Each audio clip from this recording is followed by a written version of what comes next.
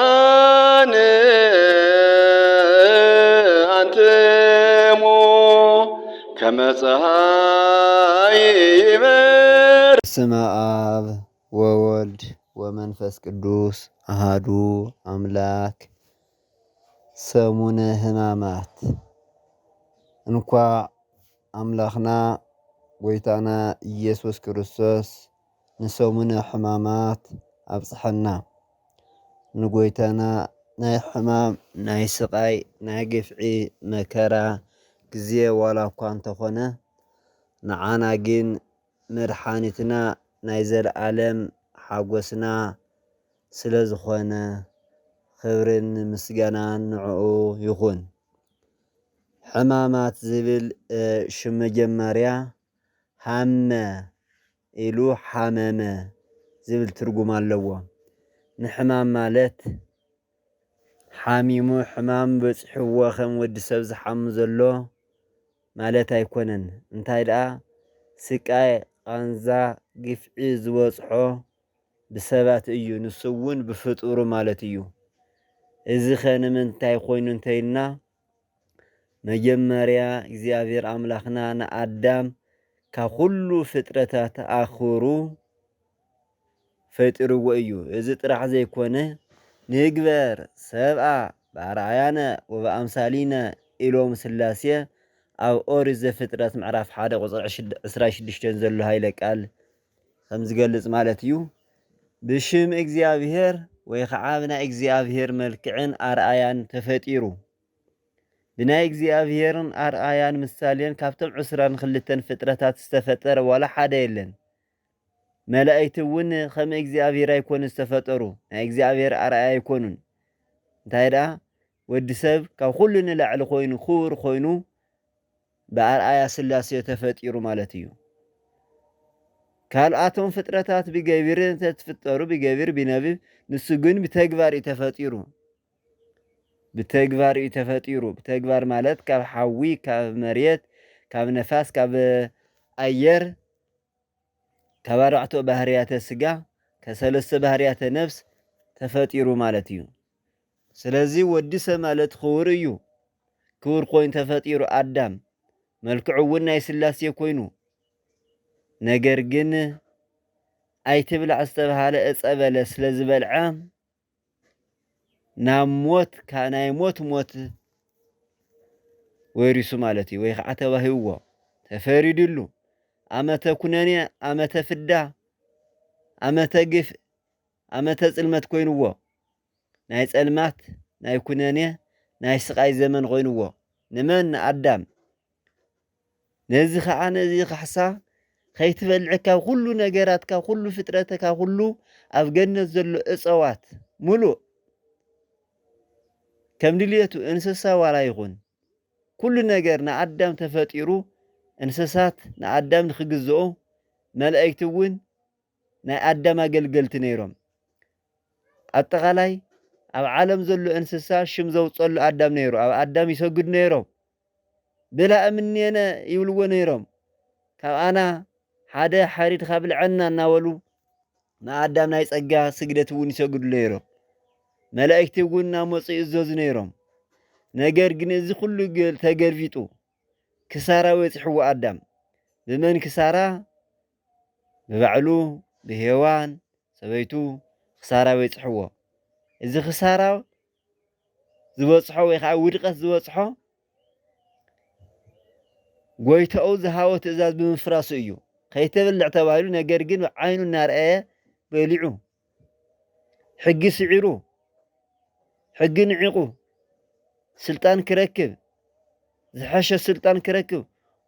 ኦ ሄዋን ንግስተ ሰማይ ወምድሪ ተባሂላ፣ ናይ ሰማይ ናይ ምድሪ ንግስቲ ተባሂላ ደስ ይልዋ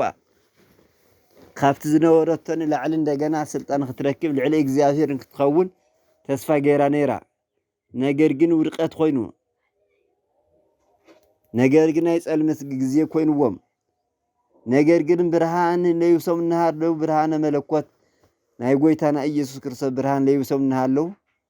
ለካስ ዕራቆኖም ወፂኦም፣ ለከስ ኣብ ፍዳ እዮም ዘለዉ፣ ለከስ ኣብ ጽልማት እዮም ዘለዉ። ለካሲ ካብ እግዚአብሔር ምስ እግዚአብሔር ተባኢሶም እዮም ዘሎ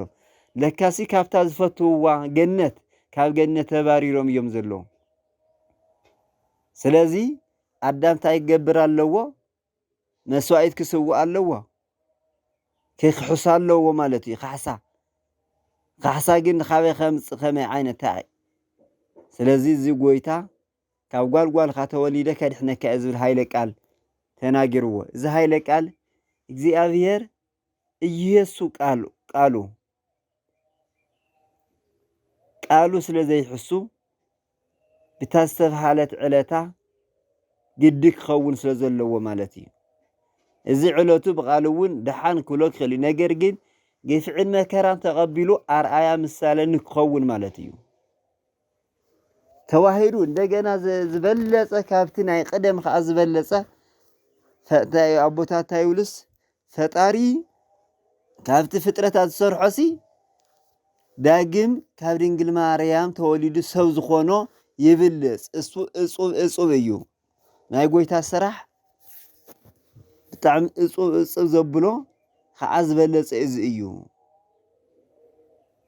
ክንገር ኣይኽእል ይትነገር አላ ይትነከር ይድነቕ እምበር ተናጊርካ ይውድአን ኣይንገርን እጹብ ድንቅ እዩ ተባሂሉ ማለት እዩ ስለዚ ካድሕኖ እንተኾንካ እንታይ ክኸውን ኣለዎ አርአያ ክኸውን ኣለዎ አርአያ ኮይኑ ማለት ግፍዒ መከራ ስቃይ ተቐቢሉ ካብ አዶና ካብ ቅድስቲ ድንግል ማርያም ህሪተ ህሩ ካብ ኩለን ሕሩያት ዝኾነት ድንግል ማርያም ሓይዱራ ኣብ ማህፀና ሓዲሩ አንጽሆ ስጋሃ ቀድሶ ኪያሃ ሃደረ ላዕሊሃ ዝብል ማለት እዩ ስለዚ ኣብ ድንግል ማርያም ተወሊዱ ከም ሰብ በብህቅ ልህቀን ዘይትእዘዝ ለአዝማዲሁ ከም ቆልዓ ከም ንንእሽተይ እናዓበየ ከም ህፃናት ማለት እዩ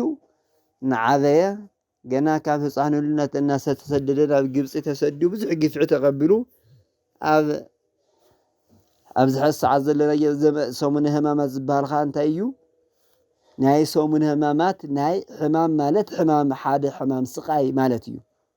ቃንዛ ማለት እዩ ጥራሕ ሕማም ኣይኮነን ቃንዛ ኣለዎ ኣብ ውሽጡ ቃንዛ ስቃይ መከራ ግፍዒ ምኩናን ኣለዎ ማለት እዩ ስለዚ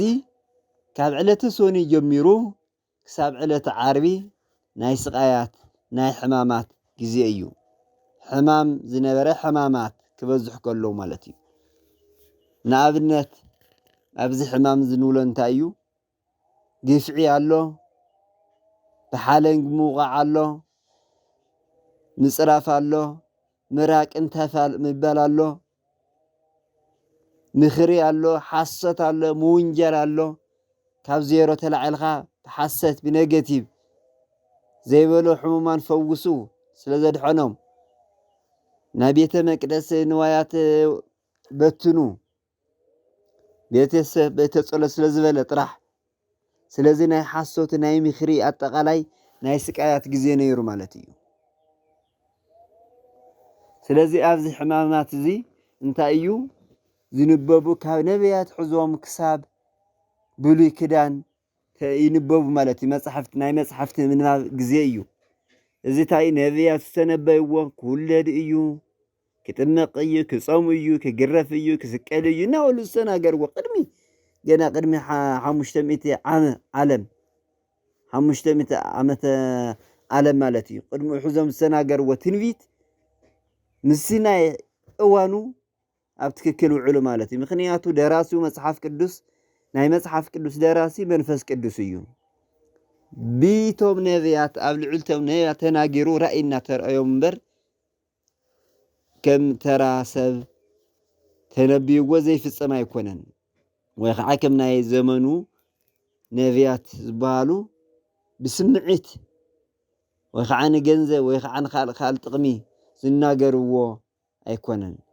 ስለዚ ተሃይለ ቃል እናተፈጸመ ነቢያት ዝተናገርዎ ግፍዒ እናበጽሖ ዝተነበይዎ ኩሉ እናበጽሖ ዝንበበሉ ዕለት እዩ ማለት እዩ ካብ ዕለተ ሰኒ ጀሚሩ ነቢያት መሃልያት መዝሙረ ዳዊት ወንጌል መልእክታት ይንበቡ ኣብዚ እዋን እዚ ጎይታ ዝተሰቃየሉ ስለ ዝኾነ ንሕና እውን نحمل إيو نحناون سلز قوم سلز تتجفع نحناون كنصوم قديتا إيو نمنتاي سونتنا نمرخام إيو مالتيو داويت انتايلو وقصا كوا بصوم لنفسي يلو بصوم سين نفسي قاصعيا مالتي نفسي اتقصع زلا كم دليتنا نبلع ستينا نبرناس وا نفسي تقاصعي صومي صلي مكرات قبلي انت حاطياتخي ويتاوكا بلصو منم زي منم حاطيات مسلا انا يلو استسقل استسغرفه نحنا خان معنا يلنا نحنا حاطياتنا مستسري يخوننا ماتي تنسجدلا ساعات حاطياتنا يسريو نصومولون ስለዚህ ዋጋና ይበናይ እንኳን እንደዚህ ይትረፍስ ዋጋ ከናፍር ውናሎ አስበ ከናፍር ዝባላሎ አስበ ከናፍር ማለት ጽቡቅ ወይ ምስጋና ስለ እግዚአብሔር ከንፈርና እንቀሳቀስ እዩ ስለዚህ አስበ ከናፍር ማለት ናይ ከንፈርና እናመስግነሉ ዋጋው ውናለዋ ሕድሕድ ነገር በእግዚአብሔር ዋጋ አለው ወይ ጽቡቅ መሕሳብ እውን ዋጋ አለው ወይ እዩ ስለዚህ أسمكنا في الوقالو كنسجد كلنا كنصوم كلنا كننبب كلنا كنسمع كلنا كنبكي كلنا نحاطياتنا ونكوكب كنبكي يقبلنا طران حاجوسا يكون نزلل نعللتا وي بتسبك موتنا كله يكون نبكيو انتايرا نحنا هيوتنا خ نفسي قلت تخيل انت خوينا انتاي نقبر نفسي قلنا خدتنا نمنتاي سجانا زين نبكي لنفسنا نفسنا بسجانا هالونا كنبكي لا يقبلنا زمد ما سما ناموت خير كل عرفت إيو سازن حنا نابز العالم سيئو نابز ألمات ناب كوني نافدا نمنتا زي نبكي حاطياتنا زي بخيرنا انتا يبخيرنا أبونا آدم كتس بزغالق عمس أيمو إيو سألو إيو لبا أملاك داوينون أنا أفتاري كبدل كله سأيمو سألو أنسى إسيه وأكو سب منو بهذا سأوتوتو إليو زمالات أنا سبا يكون حاشا خاية بكل سخاء السنع خو إيلو نمنتاي نوجس داويت نوجس إنها اللوا مسفن إنها اللوا كاين إنها اللوا جاجي بتعم نوجس السخبر إنها اللوا أنا جل سبا يكون خونيلو نمنتاي كم إيلو إجزاء زين كرأي كلا كلاتنا سبات يكوننا كلاتنا بدلنيا تسلز خنا سب معلت بس حاتيات أمال أصل زنبر حاتيات سلسر حيت حاتيات الناتر أيو سلازن إحنا كابداويت زعبي حاتيات يسرحنا نسرح لنا سنجن ترى سباتنا سلازي نكون مسفن كوين ونكم إليو نحنا ون حاتياتنا كنسا حاتياتنا نخسر ري بتيتنا إيو إذا كن كل جن خون زلوا بتيفيت بتزهرت بمنعقة يخونن بصوم بفقر إيو فقر أحواتنا لنا فقرنا إيو تنقل بأشمر سباتنا حامينا خونا ولا سبات من كأننا تناتل عنا العل سبات حماقنا جرات كارنا مززنا تنقلنا سرحنا نايموت موتنا سرحنا سفلالينا جبرنا أيخون لازم زي كله كابزي حماقنا جرات رحقنا عندبتنا كل نقويتانا كنهبالنا عمتنا نقويتانا أزلنا نقويتانا كلنا عندبتنا نفتقارنا هبنا نسألي علينا مالتي أفز أوان زي قبور نجرا انتهى يوم حاقوسات مستتات سفالة لي نحاطيات نحاط أزقوز نجرات كاب عللتا كاب سفالة لي نجرات حماغ نولم برأيي بكل نجر نقورم كمو قبرسقا قنينات كاب زي كنرحق لنا أبز أوان زي نعمنت خم كالي مسكال عين السالمين مسكال زين السالمون مخنياتو عقويتانا أبسقاي أما كراس لزلو بدس أمنس أنت هيكون نزلو أبقفعي مكرا قزية كم زلو الناس تاوسنا مالتي تشعتو جين نحاقوسنا دستا سلزي يكونا مسكال عين السالمين كمون فتحات هاي قبارن قداسي يلنا فتحات خاء سوتو مويتون بتي نبيات بتي قبر همامات هنوي زي قداس زي قبرنبر فتحات يولن تزمو تسبح حاطياتنيا ديو بحمامات كورس لزي توقعلو صناصل عللتا كل سلزي تجبري لغا ايكونن اندياو ناي فطاري ناي سومنا امامات غزي ناي قدسنا ملكتيو ስለዚ ሓደ ሰባት ከወረስ ዘይተዋቃዕፍ መቃብር በቃ ዘይተፈትሐት ሞት ቀይሩ ይበሃል ሓሶት ከምኡ ኣይኮነን ከምዚ ናይ ሶም እዚ ዝበለ ናይ ቃል እግዚአብሔር ግዜ የለን ኩሉ መጽሓፍቲ ዝንበቡ ኣብዚ ሕዋን እዩ ካልእ መዓልቲ ኣይንበቡን ስለ ዝበዝሕ ኣብ ሰሙን እዚ ግን ኩሎም መጽሓፍቲ ነቢያት 81 መጽሓፍ ዝንበበሉ ሰዓት ሰሙን ሕማማት ጥራሕ እዩ ካልእ ግዜ ኣብ ቤተ ክርስቲያን 81 መጽሓፍቲ ኣይንበብን ኣብ ሰሙን ሕማማት ግን 81 መጽሓፍቲ እዚ ኩሉ ተነቢብሉ ዘበለ ሰብ ጻድቅ እዩ ሓጢአተኛ ኣይንብልን ኣይፍረድን ሲጀመር ማለት እዩ ከምኡ እውን ተኾይኑ ግን ናይ ቅድስና እምበር ናይ ኩነኔ ከም ዘይኮነ ክትፈልጥዎ ይግብአኩም ኣብ ሰሙን ሕማማት ዝሞተ ሓጢአተኛ ወይ ተእሽም ኣይኮነን እንዲያው ብዙሕ በረከት ዘለዎ እዩ ብዙሕ በረከት ዘለዎ እዩ ማለት እዩ ካልእ ዘይፍቀድ እንታይ ኣሎ ካልእ ይፍቀድ እዩ መስቀል ጥራሕ እምበር ምምዕታብ ይከኣል እዩ ሰላም ማለት ሰላም ሰጊድ ማለት ምስጋድ ይከኣል እዩ ስለዚ በስመ አብ ማለት ንኽእል ኢና እቶም መጻሕፍቲ እውን በስመ አብ ኢሎም ድዮም ይጅምሩ በስመ አብ እኮ ናይ ስላሴ ስም እኮ እዩ ኩሉ ግዜ ዘይፅውዐሉ ግዜ የለን ስለዚ ኩሉ ግዜ ስመ ስላሴ ይፅዋዕ ማለት በስመ አብ ይበሃል ኪርያላይሶ እውን በጊዜ መሓርና ማለት እዩ ብግሪክኛ ቋንቋ ማለት እዩ ይቀርበለና ማለት እዩ ኪርያላይሶ ስለዚ ኪርያላይሶ ዝበሃለሉ ይበሃል በስመ አብ ይበሃል ማለት እዩ እዚ ይበሃል እዩ ሓደ ሰባት በስመ አብ እኮ ይበሃልን ኣይምዕተብን እኮ ከምዚ እኮ ይበሃልን ሰላም ኣይበሃልን ሰላም ከዓ ይሁዳ ከመዝኑ ለጓል እምያ ከመዝኑ ታገብኦ ለጓል እምያ ስለ ዝበሎ ብመስዕሙ ስለ ዝበለ እስራኤል ተሃሙስ ማለት እዩ ካዝ ወፃኢ ግን ሰባት ግን ክናሻማቅቅ የብልናን ኣይበሃል ነውሪ እዩ እናበልና ኣይኮን ንምንታይ ፍቅረ ክርስቶስ እዩ በቃ ፍቅሪ ክርስቶስ እዩ ንሕና ብኣሽሙር ዘይከኣለሉ ብኣሽሙር እዩ ከም ይሁዳ ሰላምታ ይንበል ናይ ይሁዳ ሰላምታ ይንሃብ ልብና እናፈለጠ ካብ አንገትን ላዕሊ ተኾይኑ ካብ ክሳድን ላዕሊ ሰላምታ ይንበል ናይ ይሁዳ ዘለዓለም እሱን ዘለዓለማዊ ሰላምታ እዩ ንኣብነት ንጸልኦ ሰብ እናጸላእናየስ ብኣፍሆም ይድህሩ ወበልቦም ይረጉሙ እዩ እንታይ እዩ ብኣፎም እናመረቑ ብልቦም ዝረጉሙ ኣለዉ ከምኡ ኣይንኹን ናይ ይሁዳ ሳዕም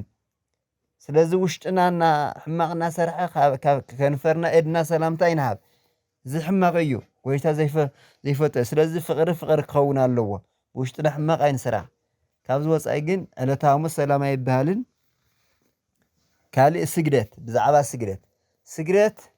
ምክንያት እናማኸነና ሎሚ ገብርኤል እዩ ኣይስገድን ሎሚ ሚካኤል እዩ ኣይስገድን እናበልና ንውዕል ኣለና ከምኡ ዝብል መጽሓፍ የለን ንምንታይ ዘይስገድ ስለዚ ዓበይቲ በዓላት ጥራሕ እዩ ዘይስገድ እምበር ካልእ ግዜ ይስገድ እዩ ዓበይቲ በዓላት ማለት ናይ ጎይታ 9 ዓበይቲ በዓላት ኣለዉ ማለት እዩ ካብኡ ግን ዕለተ ዓርቢ ጥራሕ እያ ትስገድ ዓበይቲ በዓላት እምበር ዓበይቲ በዓላት ኣይስገድ ስለዚ ማርያም ይስገድ እዩ ገብርኤል ይስገድ እዩ ሚካኤል ይስገድ እዩ ንምንታይ ንሕና ስግደት ብሰለስተ እንዲና ኣብ ሰለስተ እንዲና ንኸፍሎ ናይ ኣክብሮትና ናይ ጸጋ ናይ ኣምልኮ ስለዚ ናይ ጸጋ ስግደት ናይ ድንግል ማርያም ናይ ጸጋ ስግደት እዩ ናይ ጸጋ ስግደት ስለዝኾነ ናይ ጸጋ ስግደት ምስጋድ ንኽእል ኢና ቅዱስ ገብርኤል ናይ ጸጋ ስግደት ናይ ጸጋ ስግደት ምስጋድ ንኽእል ኢና ንኣምልኮ ስግደት ግን ዘይንስኽእለሉ ንኣብነት መድሃኒ ዓለም እንተኾይኑ ኣይንሰግድን ባለ እግዚኣብሔር ተኾይኑ ኣይንሰግድን ካብዚ ወፃኢ ግን ዘይንሰግደሉ ነገር የለን ስለዚ በዓለ ማርያም እውን በዓለ ቅዱሳን እውን ንሰግድ ኢና ማለት እዩ ስለዚ ምስጋድ ይከኣል እዩ ምስጋድ እንታይ ሓጢአት ኣለዎ ማለት ኣይኮነ በዓለ እግዚኣብሔር ግን በዓሉ በዓል ስለ ዝኾነ ናይ ሓጎስ እዩ ኣብ ሓጎስ ግዜ ሓዘን ኣይግበአን በቃ ሓጎስ እዩ በዓለ ዓበይቲ በዓላት ማለት ሓጎስ እዩ ጥምቀት ዓብይ በዓል እዩ ልደት ዓብይ በዓል እዩ ከምኡ እውን ትንሳኤ ዓብይ በዓል እዩ ዓበይቲ በዓላት ናይ ሓጎስ መንግስተ ሰማያት ወይ ገነት ከም ዘለና ስለዝቁፀር ኣብ ገነት ከዓ ስግደት ስለ ዘይከኣል ማለት ምሕዛን ምኩና ስለ ዘይከኣል እዩ ካብዚ ወፃኢ ግን ይከኣል እዩ ማለት እዩ ስለዚ ስግደት ንሰግድ ኢና ማለት እዩ ብኩሎም መላእክቲ ይኹን ኣብ ናይ ድንግል ማርያም በዓል እውን ክንሰግድ ኢና ማለት እዩ ስለዚ እዚኦም ጸሎት እናሳወስና ነብረሎም ሓጢአትና ነባዕና እዩ ንጎይታ ይኩን ንሰግድ ዘለና ኣይዘው ንሓጢአትና እዩ نبكيلو نحزنو لنمعنا نايحنا حاتيات مبر نيجزيافير أيكونن إجزيافير نصيو نيجزيافير ملائكة إسرائيل وقت ساعات كائنات نعلم مسجوني مسجان عيدلين سبهاتي مهابيه زمهابيه ووداسيه أمزياه نعلم مسجاناي كله مسجوني منعلو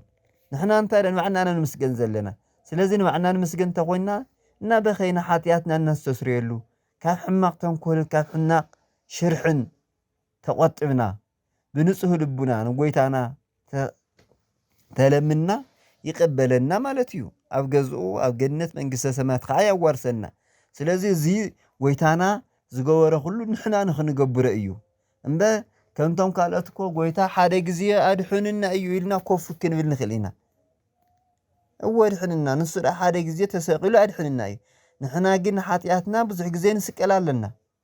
بزح جزية نقرف لنا سونتنا نركم لنا نصوم لنا نسجد لنا نمسوت لنا كنمهار لنا مخنياتو ود سبس سفطر نبل عنستي طرح دي ود سبس وليدو توليدو عابيوس قصلون توليدس تمرعوس وليدو كموت عدت زطرح يكونن انتايرا نغويتو خمسجن علوا زلعالماوي ናይ እግዚአብሔር አምላክ ክብርን ምውራስ እዩ ስሙ እውን ንምቅዳስ እዩ ኣብ መወዳእታኻ ገነት መንግስተ ሰማያት ንኽወርስ ማለት እዩ ወይ ከዓ ብዙ ሰባት ዝበሎ ጎይታና ተዋሊድና ነብርና ንሓርና መንግስተ ሰማያት ክንወርስ ወይ ከዓ ብንጽህና ነብርና ከምኒ ኤልያስ መንግስተ ሰማያት ንኽንወርስ እዩ ስለዚ ካብ ኩልቱ ምርጫ ተዋህበና ዝብዝ ምርጫ እምበር ጥራሕ እናበልዐና ሰተ ኣብዛ ምድር ዛ ገነት ኮይና ኣይኮነን ዓለምማ ገነት ኣይኮንትን ገነት ተዝኸውን ነይራ ቅዱሳን ምነበርዋ ነይሮም ንቅዱሳን ንስጋ ዘይትምቹ እያ ንስጋ ማለት ንነፍሲ ዘይትምቹ እያ ስለዚ ኣብዛ ዓለም ሰራሕናዮ ከዓ ኣብ ሰማይ ጸንሐና ማለት እዩ ስለዚ ንስሓ ኣብዚ እዩ ጾም ኣብዚ ዓለም እያ ምድሪ ኣብዚ ምድሪ ስግደት እያ ኣብዚ ምድሪ ጸሎት ምህላ ኩሉ ኣብዚ ዝሰራሕናዮ ኣብ ሰማይ ክንረክቦ ማለት እዩ በቃ ምህርትና አጠቃላይ ኣብዚ ምድሪ እያ ካብዚ ወፃኢ ካልእ ግዜ ይብልናን ካብዚ ወፃኢ ካልእ ዝውሃበና እቲ ግዜና ክነሕልፎ ይግበአና ግዜና ክንጥቀሞ ይግበአና በተመልእሰት መንእሰያት ማለት እዩ ኣብ ዘይኮን መስተ እንዳዝሙት ኢና ንውዕል ዘለና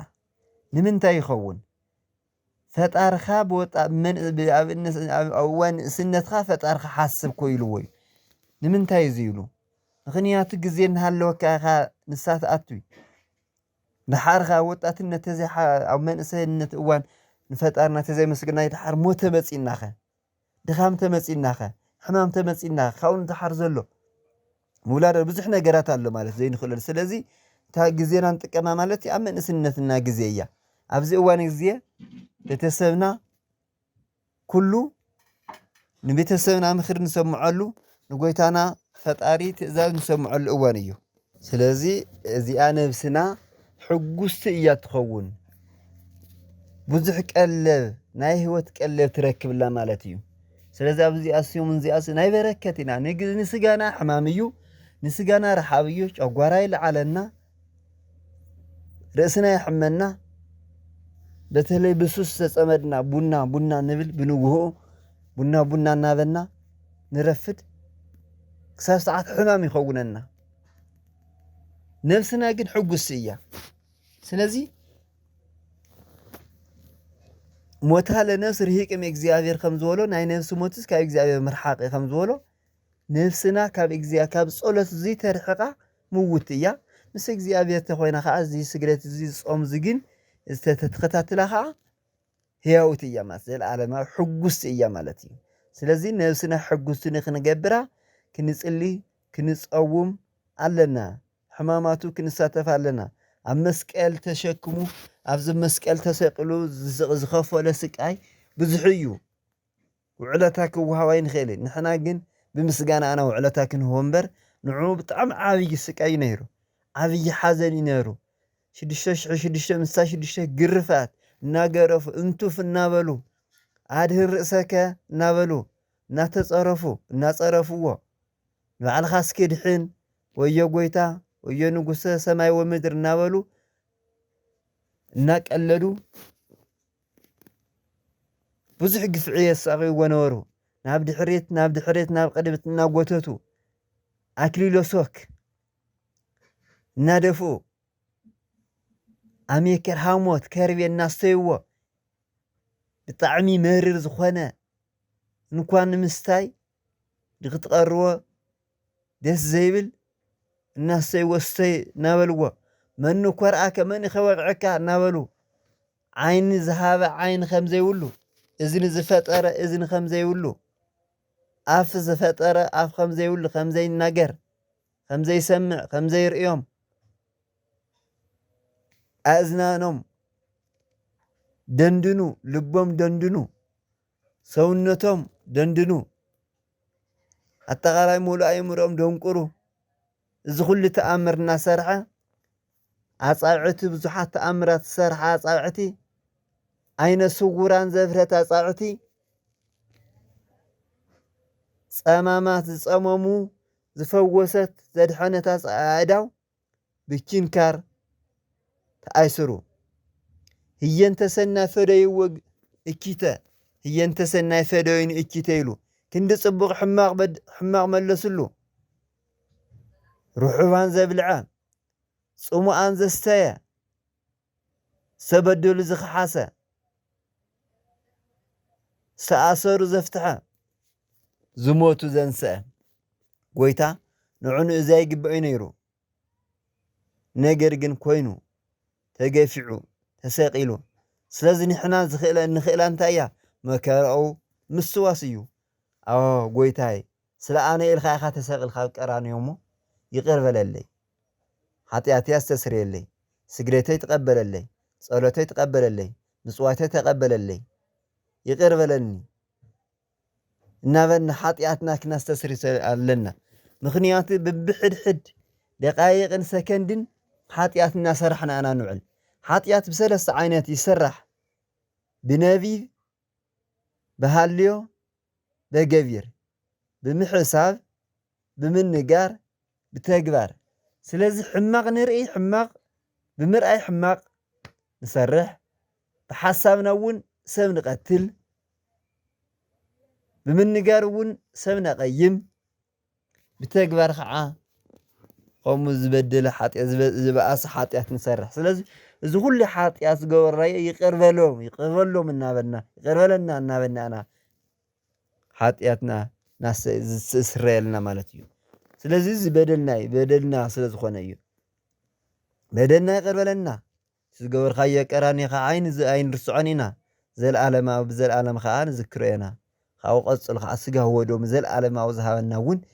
ብቲ ጊፍዑ ዝተሰቀሉን መከራ እዩ ስለዚ ኩሉ ግዜ ሓድሽ ስጋ ኩሉ ግዜ ሓድሽ ደሙ እዩ እዚ ዘበልዓ ሰትየ ደምየ ብህይወት ዘለኣለም ዝበሎ ስጋ ዘበልዓ ስጋየ ወሰትየ ደምየ ብህይወት ዘለኣለም ስጋየ ዝበልዐ ደምየ ሰትየ ዘለኣለም ህይወት ኣለዎን ዝበለ ከዓ እዚ እዩ ምክንያቱ ብስቅሉ ይኮነን ዝመፀ እቲ መስተ ዝስተይ መስተ ስቅሉ ኣይኮነ ብግፍዒ ብመከራ እዩ ምክንያቱ ስጋ ለይብሱ ስጋ ስለ ዝለበሰ እቲ ሕማም ተሰሚዕዎ እዩ እቲ ቃንዛ ተሰሚዕዎ እዩ ስጋ ስለ ዝበለ ስጋ ምስ መለኮት ተዋሂዱ እዩ ሞ ናይ ድንግል ማርያም ስጋ ስለ ዝተለበሰ ቃንዛ ተሰሚዕዎ ርሒቡ እዩ ፀሚኡ እዩ ኣብ ቃፍቲ ገና ቆሮንቶስ እናሃለወ ብረሓብ ብዙሕ ግዜ ነይሩ እዩ ብፅምኢ እውን ነይሩ እዩ እናፀምኦ እናርሓወ 40 መዓልቲ 40 ሌሊቲ ስለዝኾነ ስለ ኣምላክ ስለዝኾነ እምበር ኣምላክነት ስለዝለበሰ ወይ ከዓ ብኣምላክ ጥራሕ ኣይኮነን ብኣምላኩ ሕማም ኣይስምዖን እዩ ረሓብ ኣይስምዖ እዩ ፅምዖ ኣይስምዖ ነገር ግን ብተዋሂድኡ ብስጋነቱ ግን ብስግኦ ግን ረሓብ ይስምዖ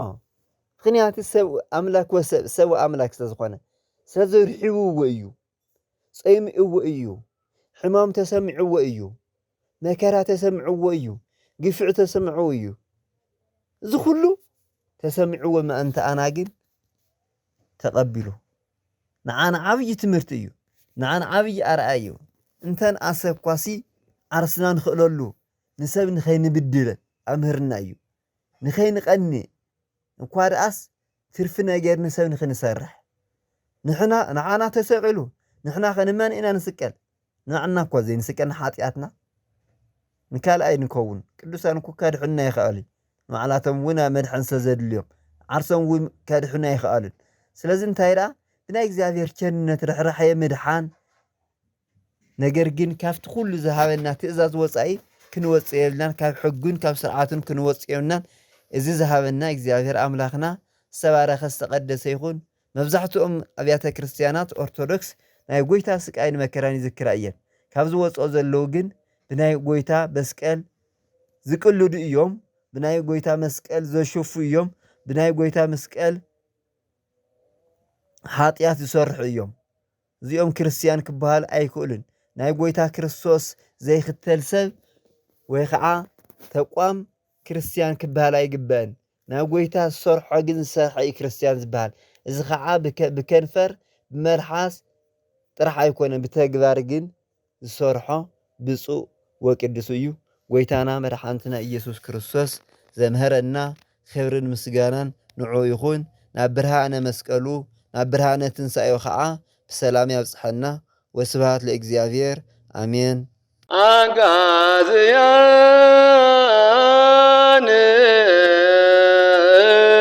አንትሙ ከመ ፀሐይ